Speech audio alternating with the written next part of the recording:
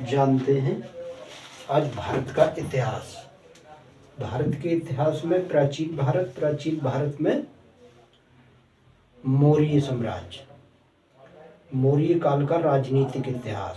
चंद्रगुप्त मौर्य 322 ईसा पूर्व से 298 ईसा पूर्व मौर्य साम्राज्य की स्थापना चंद्रगुप्त मौर्य ने की थी। चंद्रगुप्त मौर्य ने 25 वर्ष की आयु में कौटिल्य की सहायता से अंतिम नंद शासक धनानंद की गद्दी से हटाकर पाटलिपुत्र पर अधिकार कर मौर्य साम्राज्य की स्थापना की। प्रसिद्ध विद्वान आर के मुखर्जी का मत है कि मौर्य साम्राज्य का आगमन भारतीय इतिहास के अपूर्व घटना है। डिसेंट सिमथ का कहना है कि मौर्य के आगमन के साथ ही इतिहास के क्षेत्र में प्रकाश की किरणें फूटने लगी। चंद्रगुप्त मौर्य की शिक्षा दीक्षा तक्षशिला में हुई थी। यूनानी लेखक प्लूटार्क तथा जस्टिन ने सैनिक शिक्षा ग्रहण करते समय चंद्रगुप्त के सिकंदर से मिलने की चर्चा की। सर्वप्रथम विलियम जोन्स नाम के विद्वान ने ये सिद्ध किया कि सेंड्रोकोटस या एंड्रोकोटस चंद्रगुप्त मौर्य का ही दूसरा नाम था। बौद्ध ग्रंथों में उसे क्षत्रिय कुल, जैन ग्रंथों में उसे मोर पालकों की प्रमुख पुत्री का पुत्र बताया गया। रुद्रदामन का जूनागढ़ शिलालेख मौर्यों को वैश्य बताया है। पुराणों में उन्हें शूद्र और अधार्मिक बताया गया है। प्लूटार्क का कहना है कि चंद्रगुप्त ने 6 लाख की सेना लेकर संपूर्ण भारत को जीत लिया। 317 ईस्वी पूर्व तक चंद्रगुप्त ने पूरा पश्चिम भारत तथा सिंध जीत लिया। 305 ईसा पूर्व में सेल्यूकस और चंद्रगुप्त के बीच युद्ध हुआ। इसके एकमात्र उल्लेखकर्ता यूनानी लेखक एपिफानस हैं। इस युद्ध के बाद चंद्रगुप्त मौर्य ने सेल्यूकस को 500 हाथी उपहार में दिए, जबकि बदले में सेल्यूकस ने अपनी पुत्री का विवाह चंद्रगुप्त मौर्य से कर दिया तथा अपने 5 क्षेत्र चंद्रगुप्त को दे दिए। साथ ही अपने एक दूत मैगस्टीन को उसके दरबार में भेजा। इस संधि से मौर्य साम्राज्य हिंदकुश उत्तर तक पहुंच गया। जूनागढ़ अभिलेख से ज्ञात होता है कि चंद्रगुप्त मौर्य के राज्यपाल राष्ट्रीय पुष्पगुप्त ने सौराष्ट्र प्रांत में सुदर्शन झील का निर्माण कराया था। चंद्रगुप्त अंतिम जीवन श्रवणबेला मैसूर में बीता। जैन ग्रंथों के अनुसार चंद्रगुप्त मौर्य ने आचार्य भद्रबाहु से जैन धर्म की दीक्षा ली एवं मगध में 12 वर्ष के अकाल के दौरान उनके साथ कर्नाटक चला गया। चंद्रगुप्त ने वहीं चंद्र पहाड़ियों में सलेखन उपवास करते हुए अपने प्राण त्याग दिए। अपने गुरुचारण की सहायता से अंतिम नंद शासक धनानंद को पराजित कर 25 वर्ष की आयु में चंद्रगुप्त मौर्य ने साम्राज्य की स्थापना की। मुद्रा राक्षक में चंद्रगुप्त को नंदराज का पुत्र माना गया है। ब्राह्मण ग्रंथ उसे एक स्वर्ग में शूद्र अपना अथवा निम्न कुल से संबंधित बताते हैं। जबकि बौद्ध तथा जैन ग्रंथ उसे क्षत्रिय सिद्ध करते हैं। यूनानी लेखक चंद्रगुप्त का मौर्य का एंड्रोकोटस या सेंट्रोकोटस आदि नामों से उल्लेख करते हैं। जस्टिन चंद्रगुप्त की सेना को डाकुओं का गिरोह कहता है। चंद्रगुप्त मौर्य ने व्यापक विजय द्वारा प्रथम अभिलेख भारतीय साम्राज्य की स्थापना की। यूनानी लेखक प्लूटार्क के अनुसार उसने चंद्रगुप्त के 6 लाख की सेना लेकर संपूर्ण भारत को रौंद डाला और उस पर अधिकार कर लिया। 305 ईसा पूर्व चंद्र मौर्य ने तत्कालीन यूनानी शासक सेल्यूकस निकेटर को पराजित किया। दोनों के मध्य संधि होने के कारण सेल्यूकस ने चंद्रगुप्त से हाथी लेकर बदले में एरिया, हेरात, अराकोर, कंधार, जेड्रोसिया एवं पैरोपानीसाइड, काबुल के क्षेत्र में कुछ भाग दिए। सेल्यूकस ने अपनी पुत्री का विवाह चंद्रगुप्त से करके उपयुक्त चारों प्रांत दहेज के रूप में दिए तथा मैगस्थनीज को अपने राजदूत के रूप में चंद्रगुप्त के दरबार में भेजा। चंद्रगुप्त मौर्य का साम्राज्य उत्तर पश्चिम में ईरान, फारस से लेकर पूर्व में बंगाल तक, उत्तर में कश्मीर से लेकर दक्षिण में उत्तरी कर्नाटक, मैसूर तक फैला हुआ था। चंद्रगुप्त के शासन की 2 प्रमुख उपलब्धियां थीं। नंबर 1, यूनानियों के विदेश शासन से देश को मुक्त करना। नंबर 2, नंदों के घृणित एवं अत्याचार पूर्वक शासन की समाप्ति। चंद्रगुप्त मौर्य के जीवन में कौटिल्य का महत्वपूर्ण योगदान रहा। कौटिल्य को इतिहास में विष्णुगुप्त तथा चाणक्य इन 2 नामों से जाना जाता है। कौटिल्य ने अर्थशास्त्र नामक कृति की रचना की। इसमें 15 अधिकरण हैं तथा 180 प्रकरण हैं। इस ग्रंथ में इसके श्लोकों की संख्या 4000 बताई गई है। 6ठे अधिकरण में राज्य के सप्तांगों के स्वामी, आत्मा, अमात्य, राष्ट्र, दुर्ग, बल, कोष तथा मित्र के स्वरूप तथा कार्यों का वर्णन किया। मैगस्थनीज ईसा पूर्व 304 से 299 के बीच किसी समय पाटलिपुत्र की सभा में उपस्थित हुआ था। भारत में रहकर जो कुछ भी देखा सुना उसे इंडिका नामक पुस्तक में लिपिबद्ध किया। स्ट्रैबो ने मैगस्थनीज के वृत्तांत को पूर्णतः असत्य एवं अविश्वसनीय कहा। चंद्रगुप्त मौर्य के दक्षिण भारत की विजय के विषय में जानकारी तमिल ग्रंथ आहानानूर एवं पुरनानूर तथा अशोक के अभिलेखों से मिलती है। बंगाल पर चंद्रगुप्त की विजय स्थान अभिलेख से प्रकट होती है। मैगस्थनीज के अनुसार समाज में 7 वर्ग थे: दार्शनिक, कृषक और पशुपालक, व्यापारी और शिल्पी, योद्धा, निरीक्षक तथा मंत्री। मैगस्थनीज के अनुसार भारतीय यूनानी देवता डियोनिसियस तथा हेराक्लीज की पूजा करते थे। प्रस्तुत इससे शिव तथा कृष्ण की पूजा से तात्पर्य है। मैगस्थनीज के अनुसार मौर्य प्रशासन में सैन्य विभाग 30 सदस्यीय एक सर्वोच्च परिषद के नियंत्रण में कार्य करती थी, जो 6 भागों में विभाजित था। पाटलिपुत्र में स्थित केंद्रीय न्यायालय सर्वोच्च न्यायालय था। न्यायालय 2 भागों में विभाजित था। दीवानी अदालत को धर्मस्थीय कहते थे। न्याय निर्णय 3 धर्मस्थ तथा व्यावहारिक तथा 3 अमात्य थे। इसमें पेश होने वाले चोरी, डाके व लूट के मामले को साहस कहा जाता था। समाहर्ता एक प्रकार से आधुनिक वित्त मंत्री तथा गृह मंत्री के कार्य करता था।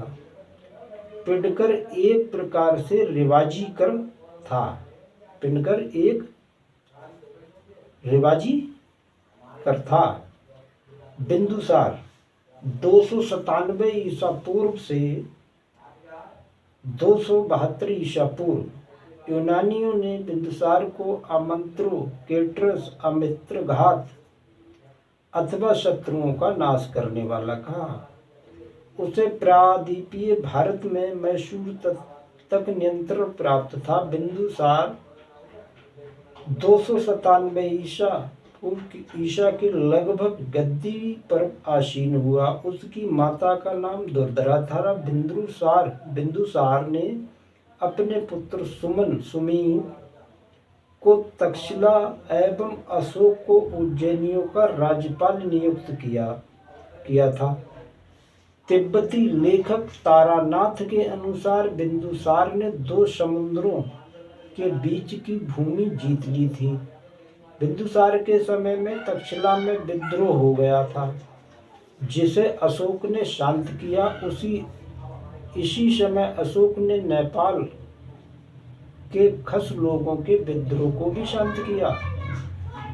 चंद्रगुप्त के पुत्र का नाम बिंदुसार था।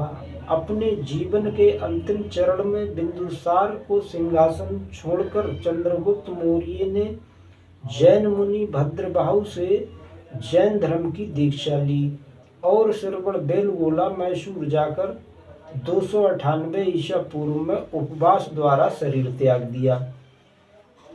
जैन लेखों के अनुसार चंद्रगुप्त मौर्य के शासनकाल के अंत में मगध में 12 वर्ष का भीषण अकाल पड़ा था। पुराणों में दिए गए मौर्य के कालानुक्रम के अनुसार चंद्रगुप्त ने 24 वर्षों तक शासन किया था। बिंदुसार की महानता इस तथ्य में निहित है कि उसने पिता से जिस विशाल साम्राज्य को उत्तराधिकार में प्राप्त किया था, उसे अक्षुण्ण बनाए रखा। जैन परंपराओं में बिंदुसार की माता का नाम दुर्धरा था। यूनानी लेखकों ने बिंदुसार को अमंत्रो केडीज कहा, जिसका संस्कृत रूपांतर अमित्रघात शत्रुओं का नाश करने वाला होता है। जैन ग्रंथ उसे सिंहासन कहते हैं। बिंदुसार के समय में भी भारत का पश्चिमी यूनानी राज्यों के साथ मैत्री संबंध कायम रहा। थेरवादी परंपरा के अनुसार बिंदुसार ब्राह्मण धर्म का अनुयायी था। अशोक 268 ईसा पूर्व से 232 ईसा पूर्व अशोक का व्यक्तिगत नाम और अभिलेख मास्की गुर्जर निगलीबा और उदय गोलम में मिलता है। भापरू अभिलेख में उसने स्वयं को प्रियदर्शी मगध नरेश कहा है। अपने अभिलेखों में अशोक सामान्यतः दो उपाधियों का प्रयोग करता था, देवा नाम प्रिय और पियदासी। 1837 ईस्वी में जेम्स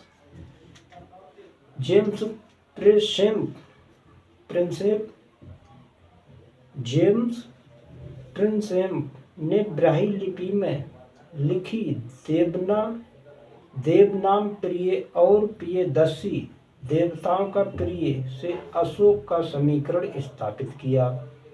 अशोक की माता का नाम सुमद्रांगी था। अपने प्रारंभ जीवन में अशोक तक्षशिला एवं उज्जैनियों का प्रांतपति था। सिंहासन रोहण के समय भी अशोक उज्जैनियों का प्रांतपति था। अशोक की 3 रानियां थीं। नंबर 1 महादेवी, जो विदिशिया के व्यापारी की पुत्री थी। नंबर 2 असंधिमित्रा और नंबर 3 कारुबाकी का उल्लेख इलाहाबाद स्तंभ में हुआ, जो राजकुमार तीबर अभिलेख में वर्तल एकमात्र पुत्र की माता थी। श्रीलंकाई ग्रंथ दीपवंश तथा महावंश के अनुसार अशोक ने अपने 99 भाइयों को मारकर सत्ता हासिल कर अधिकार किया। केवल तिस्सा ही जीवित रहा। अशोक के राजरोहण और राज अभिषेक में लगभग 4 वर्षों का अंतर था, जो 272 ईसा पूर्व से 268 ईसा पूर्व तक चला। अशोक के जीवन की सर्वाधिक महत्वपूर्ण घटना कलिंग युद्ध 260 ईसा पूर्व थी, जिसमें वो विजयी हुआ था। कलिंग के विजय का वर्णन 13वें शिलालेख से प्राप्त होता है। उस समय कलिंग हाथी दांत के लिए प्रसिद्ध था तथा दक्षिण भारत में होने वाले व्यापारिक मार्ग पर एकाधिकार करने के लिए वह एक आवश्यक केंद्र भी था। इस युद्ध में 1.5 लाख लोग मारे गए तथा कई लाख लोग बंदी बना लिए गए। भाब्रू अभिलेख से मालूम होता है कि इस युद्ध के 2.5 वर्ष बाद अशोक ने उपगुप्त के प्रभाव में आकर बौद्ध धर्म स्वीकार कर लिया, और वो अभिलेख सिर्फ बौद्ध भिक्षुओं के लिए था, जनता के लिए नहीं। इसमें वो वृद्ध ध्वंस संघ त्रतन में विश्वास प्रकट करता था। श्रीलंकाई ग्रंथ महावंश एवं सामंत पासादिका के अनुसार अशोक को 7 वर्षीय बालक निग्रोध ने बौद्ध धर्म में दीक्षित किया था, जबकि चीनी यात्री होनसांग ने उपगुप्त को अशोक को दीक्षित करने वाला बताया। तृतीय बौद्ध संगति के अध्यक्ष मोगग लिपुत्तिस के प्रभाव से अशोक पूर्णतः बौद्ध हो गया। 250 ईसा पूर्व पाटलिपुत्र में हुई इस संगति का अशोक के अभिलेखों में कहीं जिक्र नहीं है। इस संगति के बाद अशोक ने विभिन्न देशों में धर्म प्रचारक भेजे एवं विश्व शांति की कल्पना करते हुए विश्व में धम्म विजय की नीति अपनाई। कल्हड़ की रजत रांगड़ी के अनुसार कश्मीर मौर्य साम्राज्य का अंग था तथा अशोक ने श्रीनगर की स्थापना की थी।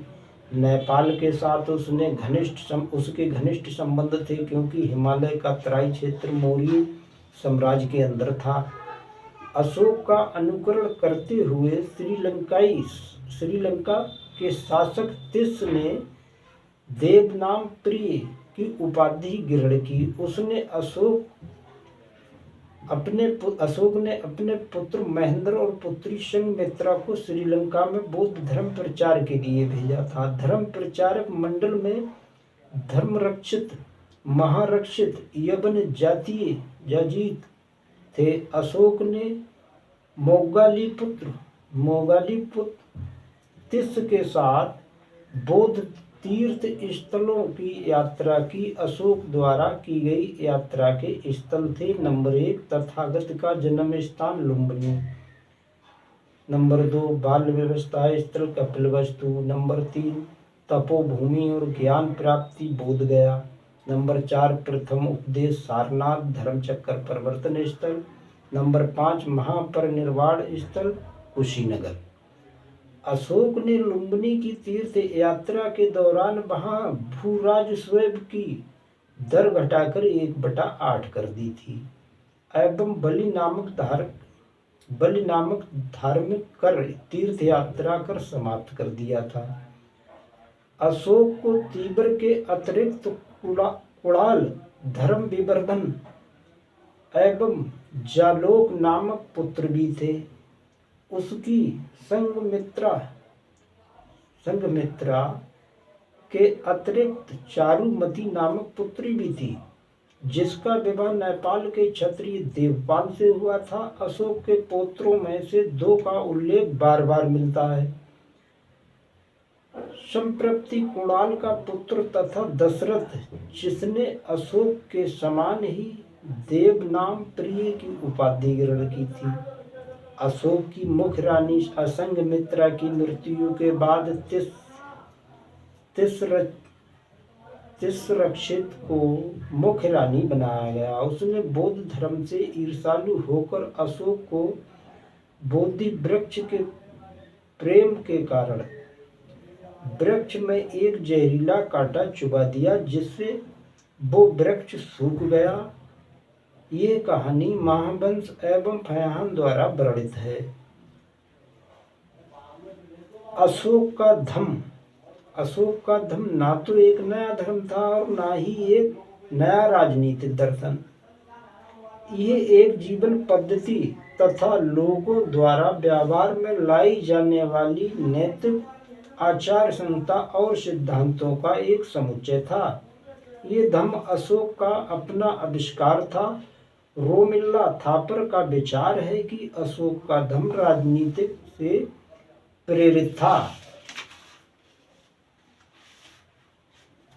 अशोक ने अपने धम्म की परिभाषा समानता राहुलोवाद सूत्र से ली थी।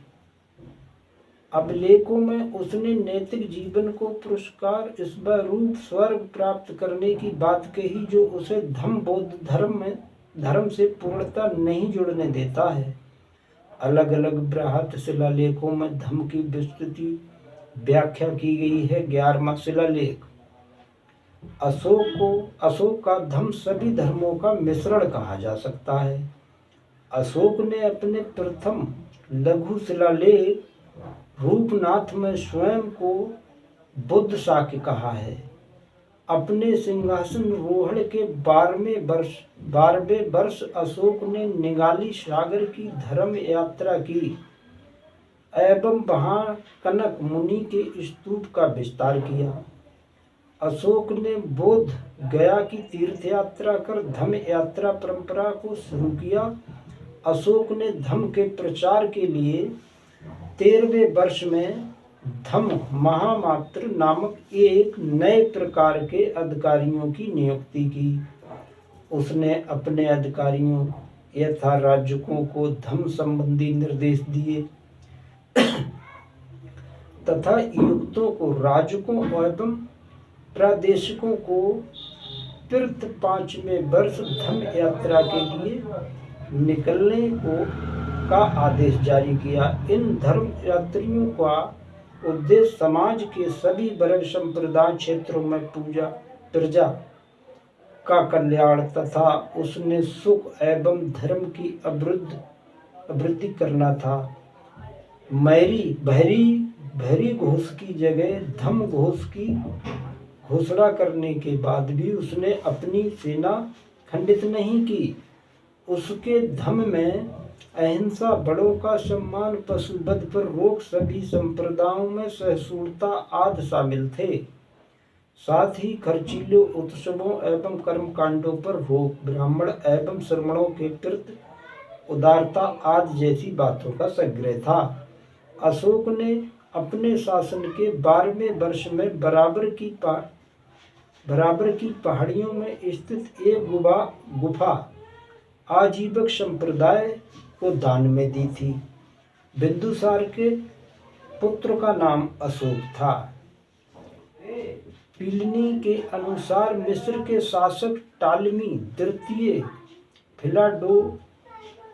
फिलाडेल्फस ने डायनोसियस नामक राजदूत मौर्य दरबार में भेजा था। एथीनियस नामक एक अन्य यूनानी लेखक ने बिंदुसार तथा सीरिया के शासक एंटियोकस प्रथम के बीच मैत्री पत्र व्यवहार का विवरण दिया है, जिसमें भारतीय शासक ने 3 वस्तुओं की मांग की थी। नंबर 1 मीठी मदिरा, नंबर 2 सूखी अंजीर, नंबर 3 एक दार्शनिक। दिव्यावादन के अनुसार बिंदुसार के समय में तक्षशिला प्रांत में 2 विद्रोह हुए, जिसका दमन करने के लिए पहली बार अशोक को तथा दूसरी बार सुसीम को भेजा गया। बिंदुसार के बारे में दिव्यावादन से पता चलता है कि वो आजीवक संप्रदाय का अनुयायी था। दिव्यावादान के अनुसार अवंती राष्ट्र का उपराजा अशोक था। बिंदुसार की सभा में 500 संप्रदाय वाली और मंत्री परिषद भी थी, जिसका प्रधान खल्लाटक था। बिंदुसार के लगभग 25 वर्षों तक शासन किया तथा उसकी मृत्यु 273 ईसा पूर्व के लगभग हुई थी। बिंदुसार के पश्चात उसके पुत्र अशोक गद्दी पर बैठा।